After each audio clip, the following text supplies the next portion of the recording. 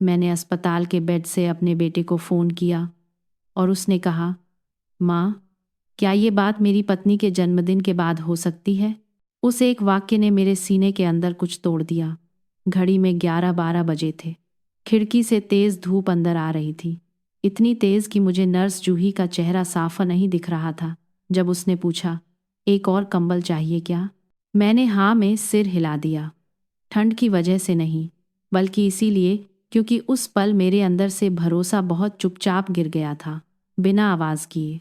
अगर आपने कभी महसूस किया है कि आपका अपना ही घर आपको पराया बना रहा है, तो ये कहानी अंत तक सुनिए।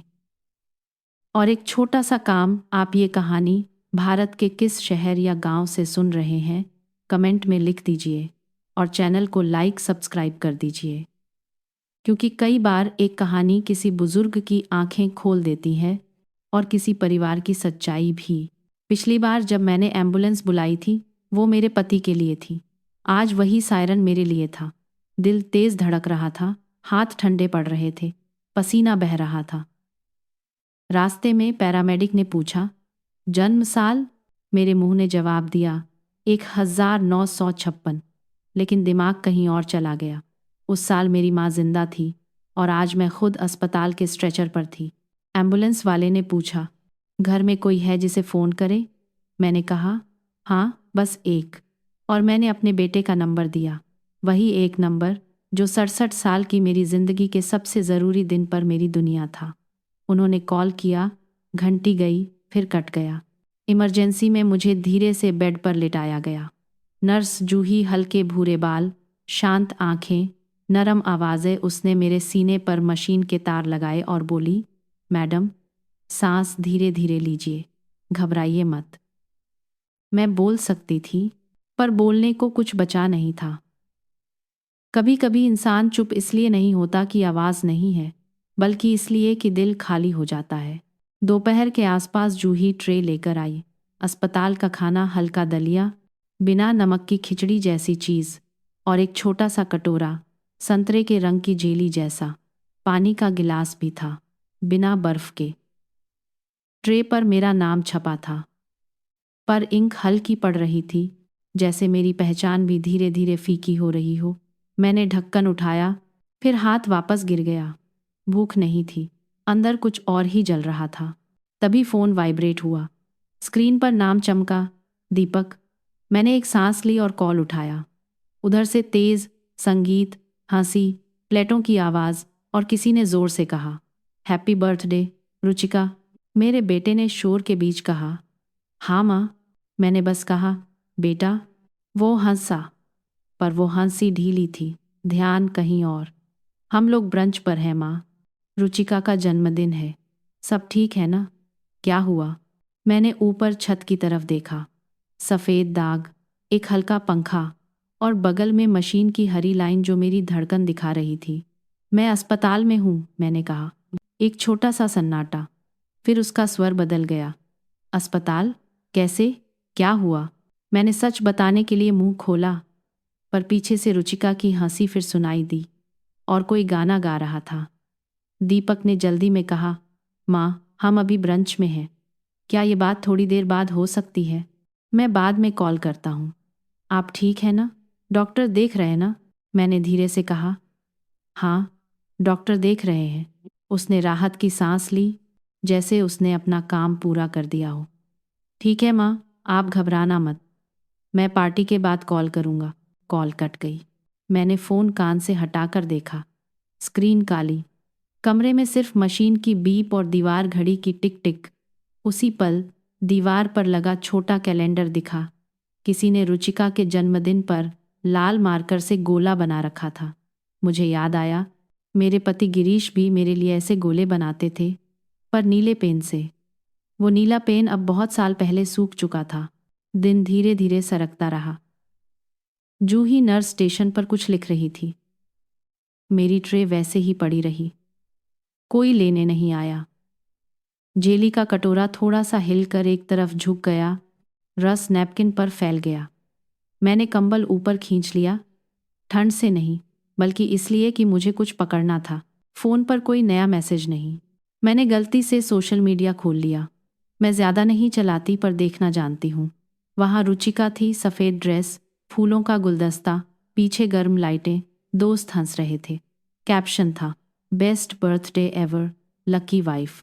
मैंने फ़ोन उल्टा रख दिया। जूही आई और बोली, मैडम, डॉक्टर को बुलाऊं? मैंने सिर हिलाया। कल। वो थोड़ी देर चुप रही, फिर बोली, आपको घर कौन ले जाएगा? मैंने साफ कहा, शायद कोई नहीं, टैक्सी कर लूँगी। जूही ने कुछ नहीं पूछा। शायद उसने मेरे चेहरे पर वो बात पढ़ ली थी जो मैं बोल नहीं पा रही थी। अगले दिन मुझे छुट्टी मिल गई।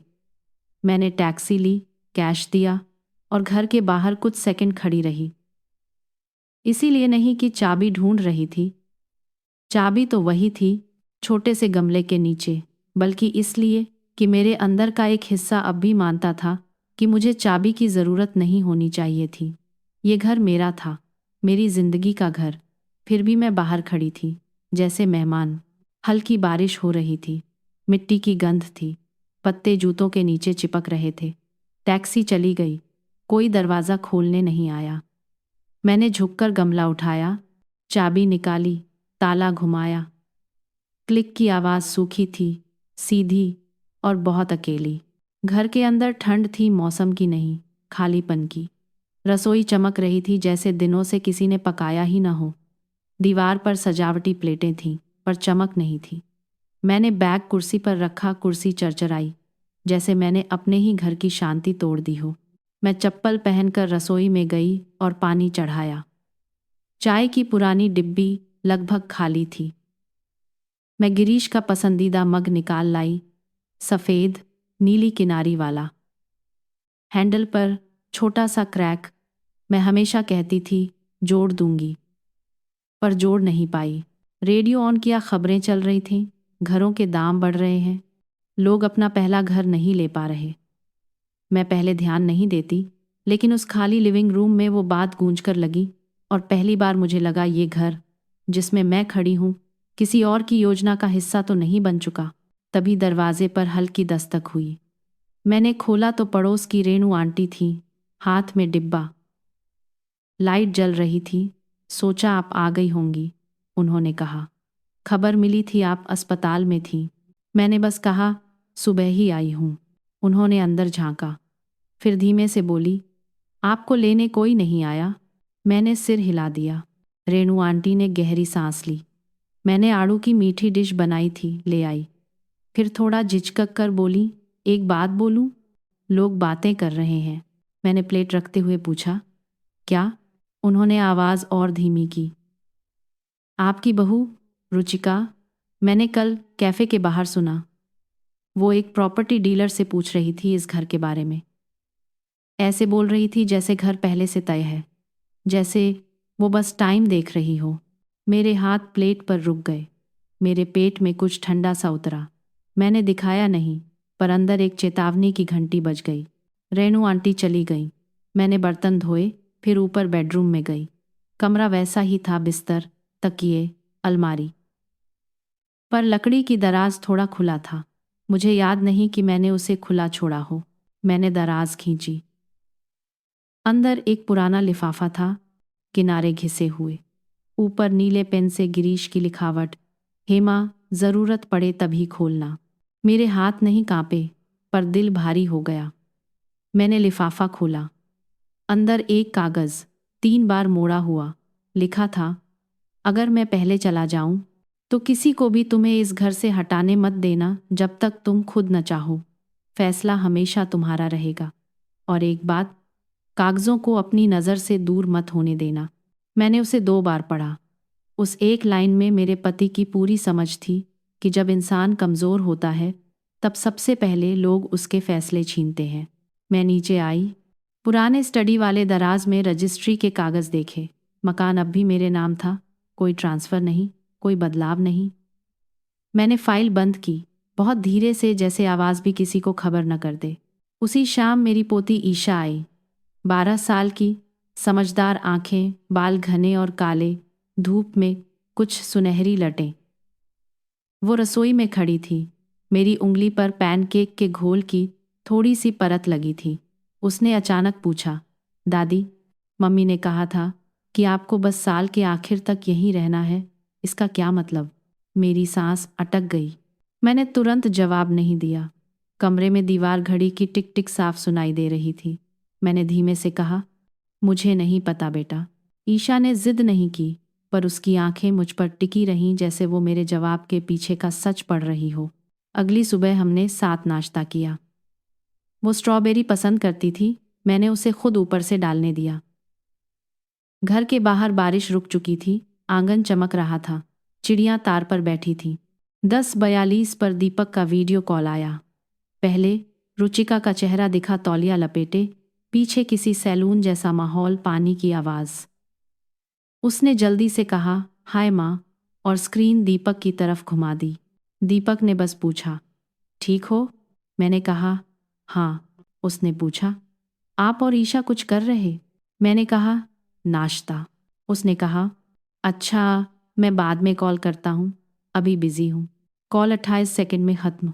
ईशा ने आखिरी निवाला धीरे धीरे चबाया, फिर उसने चुपचाप बर्तन उठाने में मदद की। दोपहर में वो स्टडी रूम के पास रुक गई, जैसे उसे कुछ याद आ रहा हो। शाम को जब मैंने तौलिए फोल्ड कर रही थी, ईशा मेरे पास आई। उसके हाथ में छोटा सा काला यूएसबी था। उस पर एक छोटी सी पर्ची टेप से लगी थी। उसने फुसफुसाकर कहा, दादी, मम्मी को पता नहीं मैंने ये रखा है। मैंने पूछा नहीं कि उसने क्यों रखा। मैंने बस देखा पर्ची पर लिखा था, गुरुवार रात सुनना। रात को जब ईशा सो गई, मैं अपने लैपटॉप के सामने बैठी। घर बिल्कुल शांत था। मैंने यूएसबी लगाया, एक ही फोल्डर था, एक ही ऑडियो फाइल। मैंने हेडफोन लगा लिए ताकि किसी को आवाज़ न जाए। फाइल चली। पहले कुछ सेकंड सिर्फ कदमों की आवाज़, फिर रसोई में नल का पानी, फिर रुचिका की आवाज़, तनी हुई, चिढ़ी हुई, और उसके बाद मेरे बेटे की दबती हुई आवाज़। और जैसे ही रुचिका ने कहा, जैसे ही वो साइन करेगी, सब हमारा, मेरे पूरे शरीर में सिहरन दौड़ गई, क्योंकि अब ये सिर्फ शक नहीं था, अब ये सबूत था। मैंने हेडफोन उतार दी। कोई चीख नहीं निकली, कोई आंसू नहीं गिरे, बस मेरे अंदर कुछ बिल्कुल साफ हो गया। ये सिर्फ बेरुखी नहीं थी, ये प्लान था। मेरा बेटा और मेरी बहू मेरे घर को स्टेप 1 बोल रहे थे, जैसे मैं कोई इंसान नहीं, बस रास्ते की रुकावट हूँ। कमरे में अंधेरा था और लैपटॉप की नीली रोशनी मेरे हाथों पर पड़ रही थी। मेरे हाथ नहीं कांप रहे थे, लेकिन मेरी उंगलियां ठंडी थीं, जैसे शरीर समझ गया हो कि अब भावनाओं से नहीं, दिमाग से जीना है। मैंने यूएसबी निकाला और उसे अपनी हथेली में दबाकर रखा। फिर मैंने अपने फ़ोन की स्क्रीन देखी। कोई मिस्ड कॉल नहीं, कोई माँ कैसी हो नहीं। मैंने एक पल को सोचा, अगर मैं आज सच में मर जाती तो क्या ये लोग दुखी होते या सिर्फ कागज़ों की जल्दी करते। मैं धीरे से उठी और ईशा के कमरे की तरफ गई। दरवाज़ा आधा खुला था। वो अपने बिल्ली वाले तकिए को पकड़े सो रही थी। मैं उसे जगाना नहीं चाहती थी, पर मेरे अंदर का डर अब चुप रहने नहीं दे रहा था। मैं उसके पास बैठ गई और उसके बालों पर हाथ फेरा। वो हिली और आंखें मलते हुए बोली, दादी, आपने सुन लिया? मैंने सिर हिलाया। उसकी आंखें नीचे झुक गईं। वो लोग बहुत दिनों से ऐसा बोल रहे थे। मैं गुरुवार रात पानी लेने उठी थी, तब मैंने सुना। फिर मैंने मोबाइल से रिकॉर्ड किया। मुझे डर लगा कि आपको पता चला तो वो आपको। उसका वाक्य बीच में टूट गया। मैंने उसका चेहरा दोनों हाथों में लिया और बहुत धीमे बोली, ईशा, सुन, डर लगना गलत नहीं है। गलत है डर की वजह से चुप रह जाना। तूने बहुत बहादुरी की है। वो मेरे गले लग गई। उसका छोटा सा शरीर कांप रहा था और उसी पल मुझे समझ आया, ये लड़ाई अब सिर्फ मेरे घर की नहीं है, ये इस बच्चे के भविष्य की भी है। अगर मैं टूट गई तो ये बच्ची भी टूटेगी। मैंने उसे सुला दिया, पर मेरी आंखों में नींद नहीं थी। मैं वापस ड्राइंग रूम में आई और पहला काम किया। मैंने अपने सारे ज़रूरी कागज़ एक जगह रखे। रजिस्ट्री की कॉपी, बिजली पानी के बिल, बैंक पासबुक, आधार, पैन और गिरीश का वो पत्र। फिर मैंने फ़ोन में एक नया फ़ोल्डर बनाया, सबूत। उस रिकॉर्डिंग की एक कॉपी मैंने अपने ईमेल पर भेजी और एक कॉपी ईशा के स्कूल वाली आईडी से नहीं, अपने अलग ईमेल पर। क्योंकि एक बात याद रखिए, जब मामला परिवार के अंदर का हो तो सबसे पहले सबूत गायब कराए जाते हैं। अगली सुबह मैंने अपने आप को सामान्य दिखाने की कोशिश की। ईशा स्कूल के लिए तैयार हुई। मैंने उसे कहा, आज से कोई भी बात, कोई भी मैसेज, कोई भी कॉल, सब मुझे बताना। और अगर मम्मी पापा कुछ पूछें तो बस इतना कहना कि दादी अभी आराम कर रही हैं। वो समझ गई। उसकी आंखों में डर था, पर अब उसमें भरोसा भी था। दोपहर में मेरे बेटे दीपक का कॉल आया। मैंने उठाया। उसकी आवाज़ हल्की थी, जैसे कल कुछ हुआ ही नहीं। माँ, अब कैसी हो? मैंने शांत होकर कहा, ठीक हूँ।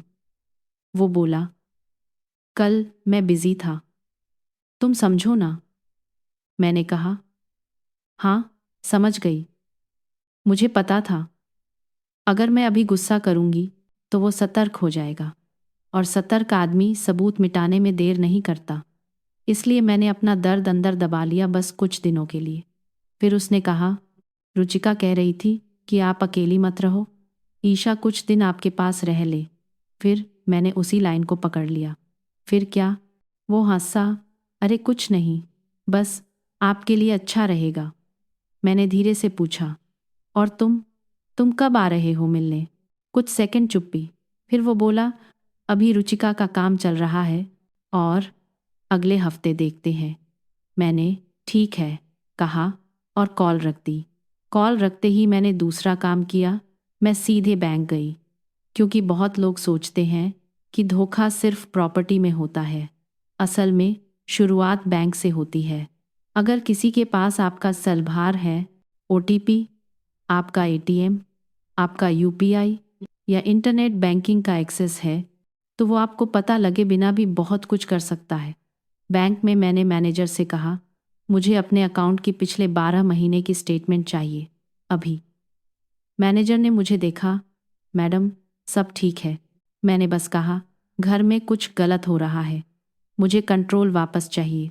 स्टेटमेंट आई। मैंने लाइन दर लाइन देखी। पहली नज़र में सब सामान्य था, लेकिन फिर कुछ ट्रांजैक्शन दिखे।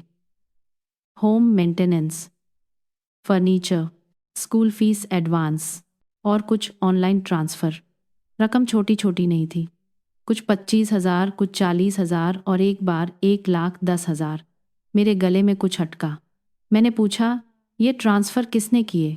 मैनेजर ने स्क्रीन पर दिखाया, मैडम, आपके अकाउंट में इंटरनेट बैंकिंग एक्टिव है और यहाँ एक एडेड बेनिफिशियरी भी है। मैंने कहा, मैंने तो कभी नहीं किया। उसने धीरे से कहा, शायद किसी फैमिली मेंबर ने, आपके फ़ोन से। मेरे दिमाग में रुचिका की आवाज़ गूंजी, वो समझती नहीं, यही हमारी ताकत है। मैंने वहीं बैठकर 3 फैसले लिए। पहला, मैंने तुरंत इंटरनेट बैंकिंग रीसेट करवाया, नया पासवर्ड, नया एमपिन, सब बदला। दूसरा, मैंने डेली लिमिट कम करवाई ताकि एक दिन में बड़ा पैसा ट्रांसफ़र न हो सके।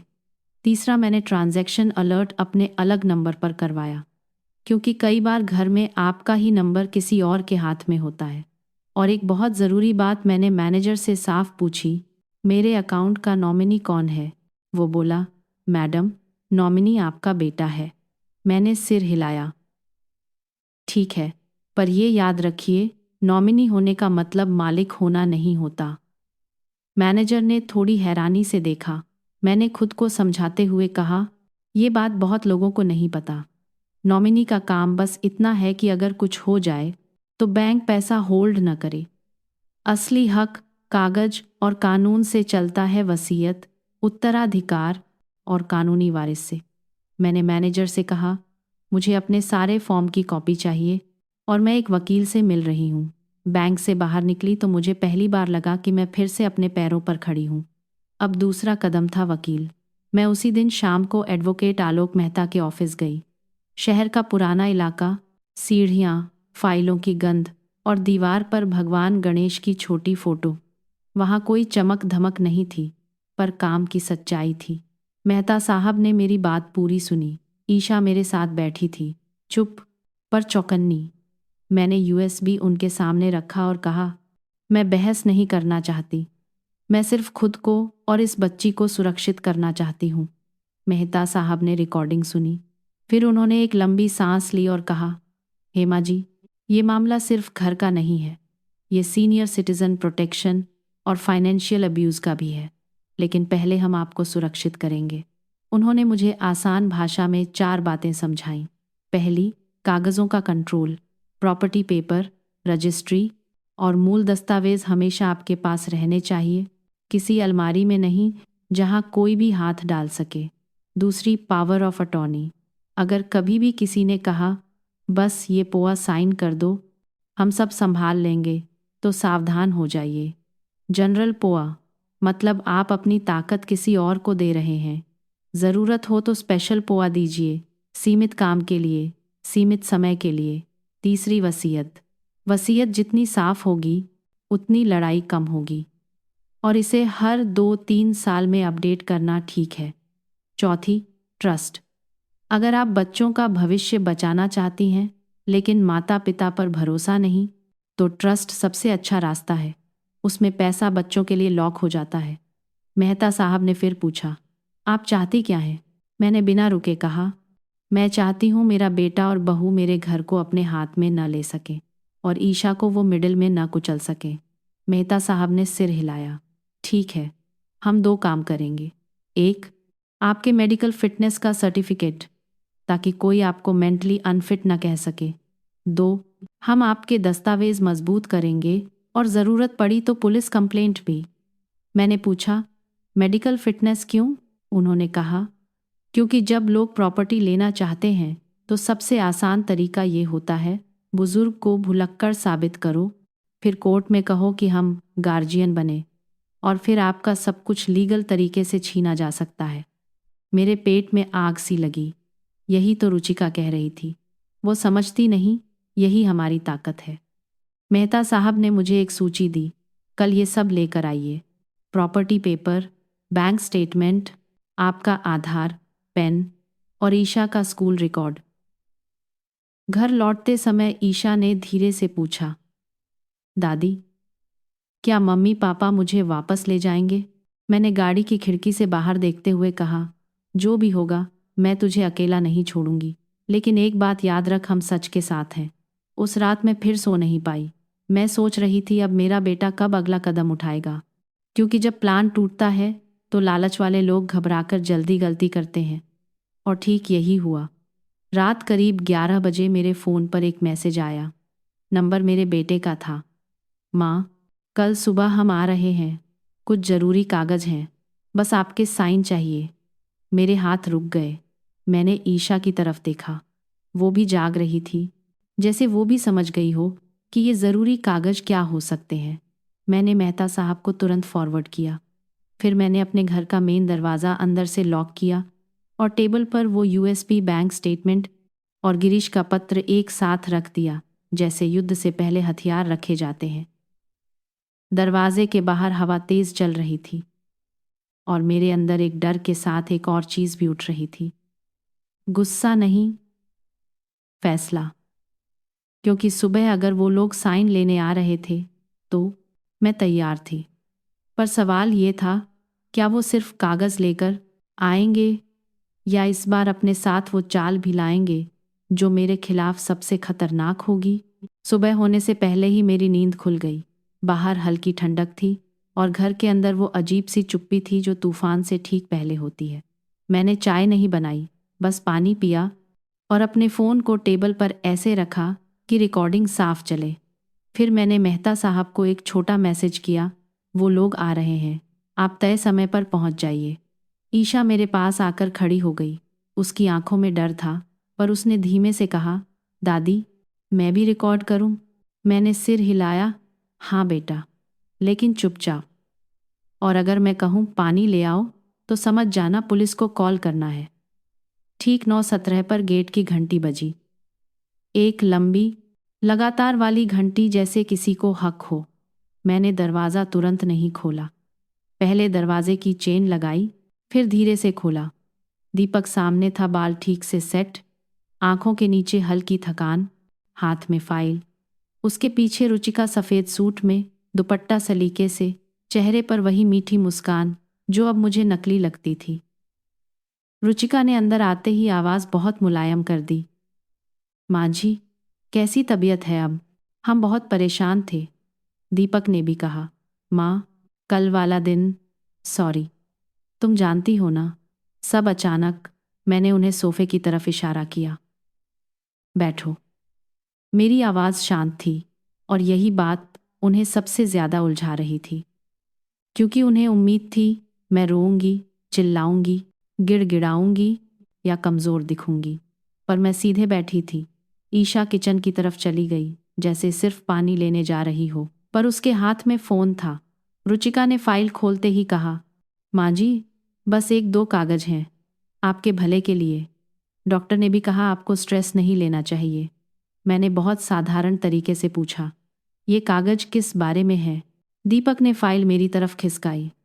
माँ, ये पावर ऑफ अटॉर्नी है, बस ताकि अगर आपको कुछ हो जाए हम आपकी चीज़ें संभाल सकें।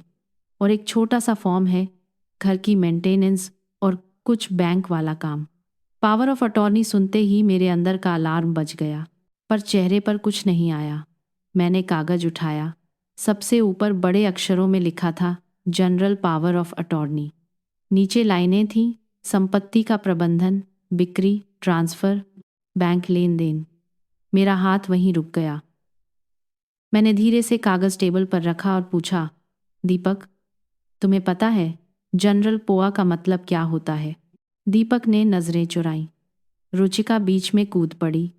माँ जी, इसका मतलब बस इतना कि हम आपकी मदद करेंगे।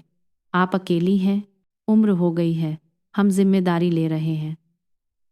मैंने शांत सा मुस्कुराकर कहा, नहीं रुचिका, जनरल पोआ का मतलब है मैं अपनी चाबी किसी और के हाथ में दे रही हूँ और वो मेरे नाम पर सब कर सकता है। बैंक भी, घर भी, ज़मीन भी।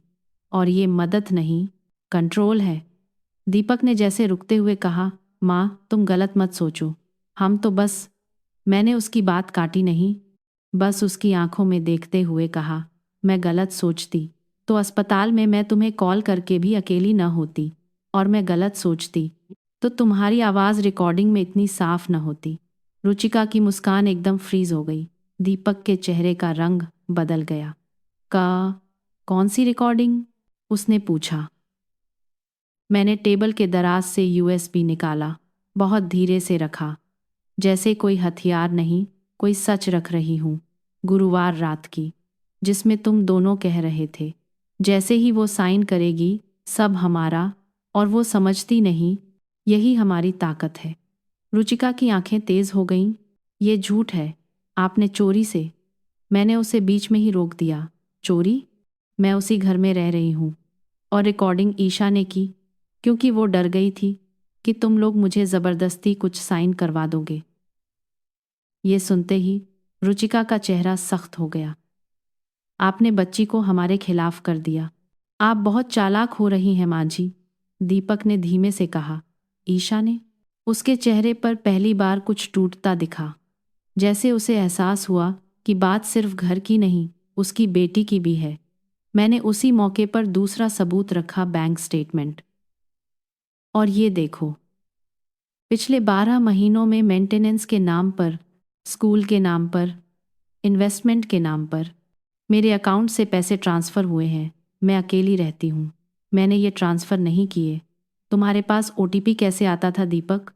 दीपक की सांस तेज हुई। रुचिका ने जल्दी से कहा, माँ जी, आप बीमार थीं, हम ही संभालते थे, आपको याद नहीं होगा। मैंने सिर हिलाया। यही तो तुम चाहती थी कि मैं याद न रखूं, लेकिन मैं याद रखती हूँ। और सबसे बड़ी बात, अब मैंने सब बदल दिया है, पासवर्ड, लिमिट, अलर्ट, सब। रुचिका का हाथ अचानक आगे बढ़ा, जैसे वो कागज छीनना चाहती हो। उसी पल मैंने थोड़ा ऊंची आवाज में कहा, रुको। और तभी दरवाज़ा खुला। मेहता साहब अंदर आए। उनके साथ एक महिला डॉक्टर भी थी, सरकारी अस्पताल की सीनियर डॉक्टर। हाथ में एक छोटा सा फोल्डर। रुचिका का चेहरा और पीला पड़ गया। मेहता साहब ने बहुत शांति से कहा, नमस्ते, मैं एडवोकेट आलोक मेहता। हेमा जी ने मुझे बुलाया है, और ये डॉ. शर्मा है। आज सुबह इन्होंने हेमा जी की मेंटल फिटनेस और मेडिकल स्टेटस का चेकअप किया है। रिपोर्ट ये है कि हेमा जी पूरी तरह होश में है, फैसले लेने में सक्षम है। रुचिका ने तुरंत खेल बदला। अरे वकील क्यों? हम तो घर का मामला सुलझाने आए थे। आप लोग इसे बड़ा क्यों बना रहे हैं? मेहता साहब ने सीधा कहा। क्योंकि आपने इसे बड़ा बनाया है। आप पोआ लेकर आई हैं। ये घर की बात नहीं, कानूनी बात है। और अगर आप दबाव डाल रही हैं तो ये अपराध भी बन सकता है। दीपक ने जैसे धीरे से पूछा, माँ, तुम्हें सच में लगता है हम? मैंने उसे देखा और वो पहला पल था जब मुझे उस पर गुस्सा नहीं, दुख आया। दीपक, मुझे लगता नहीं। मेरे पास रिकॉर्डिंग है, मेरे पास बैंक रिकॉर्ड है और मेरे पास तुम्हारे मैसेज है। कल सुबह साइन चाहिए। कमरे में चुप्पी छा गई। फिर रुचिका ने एकदम तीखी आवाज में कहा, ठीक है, मान लेते हैं हमने बात की थी, लेकिन हम क्या करें? हमारी जिम्मेदारियां हैं। ईशा का स्कूल, खर्चे, किराया, सब। और ये घर इतना बड़ा है, अकेली महिला रखेगी तो क्या फ़ायदा? हम इसे बेचकर शहर में पास शिफ्ट हो जाएंगे। आप हमारे साथ रहिए। सब सेठ। मैंने बहुत धीरे से कहा, यानी मैं अपने ही घर में फ़ायदे का हिसाब बन गई हूँ। रुचिका ने झल्लाकर कहा, माँ जी, आप भावुक मत होइए, प्रैक्टिकल बनिए। मैंने उसकी आंखों में देखते हुए कहा, प्रैक्टिकल ही बन रही हूँ। फिर मैं मेहता साहब की तरफ मुड़ी। सर, आप बताइए। मेहता साहब ने बहुत साफ भाषा में कहा, हेमा जी ने फैसला किया है कि वो किसी को भी जनरल पोआ नहीं देंगी। दूसरा, उनकी प्रॉपर्टी और सेविंग्स अब एक फैमिली ट्रस्ट में जाएगी, जिसका लाभार्थी ईशा होगी। ट्रस्टी मैं और हेमा जी का भाई होंगे। इसका मतलब ईशा की पढ़ाई, इलाज, ज़रूरतें पूरी होंगी, लेकिन दीपक और रुचिका उस पैसे को अपने लिए निकाल नहीं पाएंगे। रुचिका का चेहरा लाल हो गया। ये गलत है। ईशा हमारी बेटी है। मैंने शांत होकर कहा, हाँ, बेटी है, इसीलिए उसे तुम्हारे लालच से बचाना भी मेरा काम है। दीपक ने धीरे से कहा, माँ, तुम हमें पूरी तरह काट दोगी? मैंने सिर हिलाया। मैं तुम्हें काट नहीं रही, मैं अपने फैसलों को वापस ले रही हूँ। तुम मिल सकते हो, बात कर सकते हो, लेकिन मेरे पैसों और कागज़ों पर तुम्हारा अधिकार नहीं होगा। रुचिका ने झट से कहा, और ईशा, आप उसे हमारे खिलाफ रखोगी? आप उसे यहाँ रखोगी? मेहता साहब बोले, ईशा फिलहाल हेमा जी के साथ रह रही है। अगर माता पिता उसे ज़बरदस्ती ले जाना चाहेंगे तो हम चाइल्ड काउंसलर और चाइल्ड वेलफेयर की मदद लेंगे। रिकॉर्डिंग और नेग्लेक्ट का पैटर्न देखकर कोर्ट या अधिकारी बच्चे के हित में फैसला दे सकते हैं। और वैसे भी आप दोनों ने अभी अभी प्रॉपर्टी के लिए दबाव डाला है। ये आपके इरादे पर सवाल खड़े करता है। दीपक की आंखें भर आईं। उसने पहली बार रुचिका को देखा जैसे समझ रहा हो कि वो किस तरफ बह रहा था। रुचिका, क्या हमें इतना नीचे जाना था? रुचिका ने फटकारा, नीचे? हम बस अपना हक ले रहे थे। तुम्हारी माँ अकेली है और तुम भावुक हो रहे हो। मैंने बहुत हल्की आवाज में कहा, दीपक, यही है, जब किसी को सिर्फ घर दिखता है तो उसे रिश्ते नहीं दिखते। दीपक ने मेरी तरफ देखा। माँ, मैंने हाथ उठाकर रोक दिया। आज नहीं, आज मुझे तुम्हारे शब्द नहीं चाहिए। मुझे तुम्हारी जिम्मेदारी चाहिए थी। उस दिन अस्पताल में तुम नहीं आए। अब देर हो चुकी है। रुचिका उठकर, तुम नहीं जा सकती हैं। खड़ी हुई, कुर्सी पीछे घिसटी। ठीक है माँ जी, आप जीत गईं। अब देखिएगा लोग क्या कहेंगे कि माँ ने बेटे से घर छीन लिया। मैंने बहुत शांति से कहा, लोग बहुत कुछ कहते हैं, लेकिन सच ये है, मैंने घर नहीं छीना, मैंने अपनी जिंदगी बचाई है। मेहता साहब ने दरवाजे की तरफ इशारा किया। अगर आप लोग शांति से निकल जाएं तो अच्छा, वरना मैं 112 कॉल करके लिखित शिकायत दर्ज कराऊंगा कि आप दबाव बना रहे थे और दस्तावेज के जरिए धोखा करने की कोशिश हुई। रुचिका ने दीपक का हाथ पकड़ा, जैसे उसे खींच रही हो। चलो, यहाँ कुछ नहीं मिलेगा। जाते जाते उसने मेरी तरफ देखकर कहा, ईशा को याद रखना चाहिए कि आपने उसके माता पिता को। मैं उसकी बात पूरी होने से पहले बोल पड़ी। ईशा को ये याद रहेगा कि जब सब उसे इस्तेमाल कर रहे थे, तब उसकी दादी ने उसे इंसान समझा। दरवाज़ा बंद हुआ। कमरे में सन्नाटा था, पर अब वो सन्नाटा डर वाला नहीं था, वो सन्नाटा राहत वाला था। ईशा किचन से बाहर आई। उसकी आंखें लाल थीं, पर वो रो नहीं रही थी। उसने पूछा, दादी, अब क्या होगा?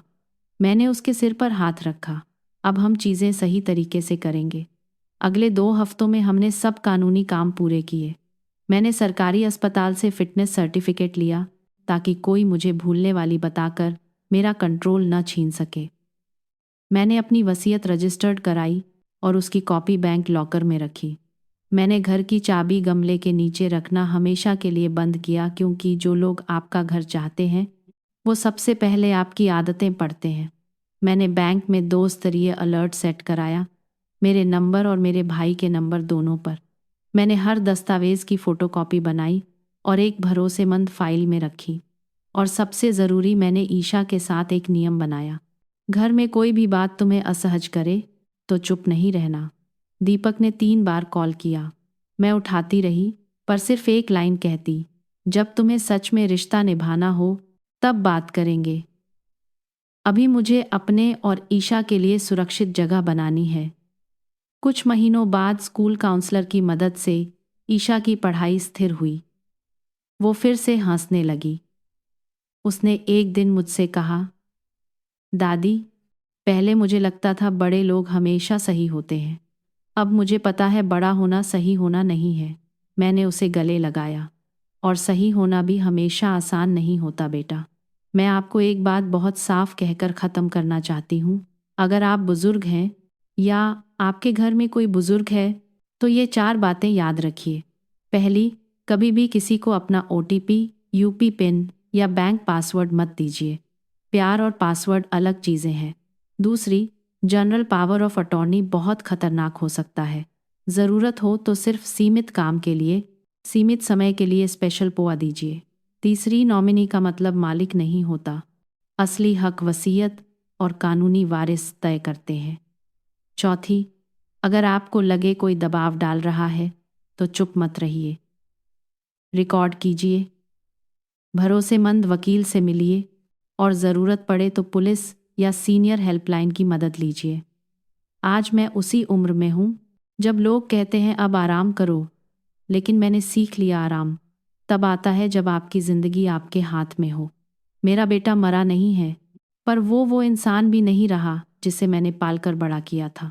और ये दुख है, पर उससे बड़ा सच ये है, मैं जिंदा हूँ, होश में हूँ और अब किसी की सुविधा के लिए खुद को छोटा नहीं करूँगी। अगर ये कहानी आपको छू गई हो या आपको किसी अपने की याद दिला गई हो तो आप अभी कमेंट में लिखिए कि आप भारत के किस शहर या गांव से सुन रहे हैं। वीडियो को लाइक कीजिए, चैनल को सब्सक्राइब कीजिए और इसे किसी एक ऐसे इंसान को ज़रूर भेजिए जिसके घर में कोई बुज़ुर्ग अकेला है, क्योंकि कई बार एक शेयर किसी की ज़िंदगी बचा देता है।